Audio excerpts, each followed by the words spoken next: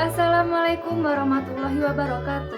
Perkenalkan, nama saya Violita Gustania Arya Sandi dengan NPM 1903050002 dari kelas 2A PGSD Universitas Muhammadiyah Magelang.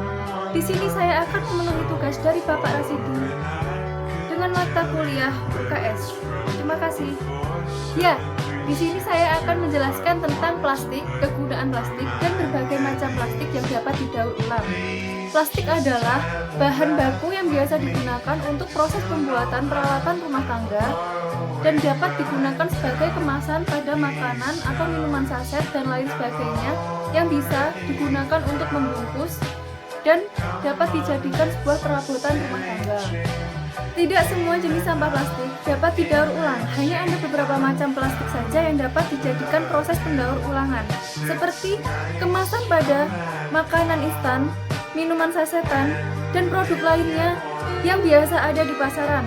Itu dapat dijadikan bahan anyaman pada pembuatan tas atau taplak meja atau keterampilan tangan lainnya yang dapat dijadikan sebuah usaha oleh para wirausaha untuk memanfaatkan sampah-sampah yang sudah tidak terpakai, khususnya pada sampah plastik tersebut.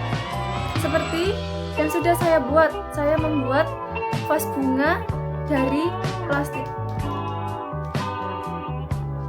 Ini sangat bermanfaat karena ini bisa dijadikan hiasan pada ruang tamu atau kamar. Ini saya membuatnya dari bekas makanan, bekas tempat makanan, terus saya potong, saya jadikan vas bunga. Ini bisa menjadi nilai estetika tersendiri dan dapat diperjualbelikan dan memanfaatkan barang-barang bekas lainnya. Untuk jenis-jenis sampah lainnya yang tidak dapat diurai atau yang tidak dapat didaur ulang, biasanya hanya dibakar atau ditimbun. Hal itu untuk mengurangi sampah-sampah yang berserakan di lingkungan sekitar. Kita sebagai warga negara yang cerdas harus bisa sadar diri akan penggunaan plastik, karena plastik bisa menyebabkan permasalahan yang sangat fatal, khususnya di Indonesia.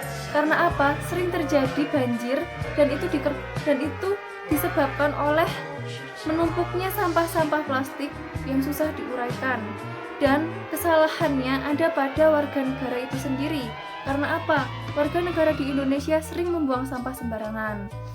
Dan solusi dari saya, sebaiknya kita sebagai warga negara Indonesia, khususnya warga negara yang cerdas, harus bisa mengontrol penggunaan plastik agar tidak semakin banyak. Karena yang memakai plastik itu tidak hanya 100 orang, tetapi seluruh orang di dunia memakai. Dan kita harus bisa mengontrol penggunaan itu agar tidak menjadi berlebihan. Kita bisa memanfaatkan tas sendiri ketika belanja, kita menggunakan tas sendiri agar tidak menambah pemasukan plastik dari tempat yang kita gunakan untuk belanja.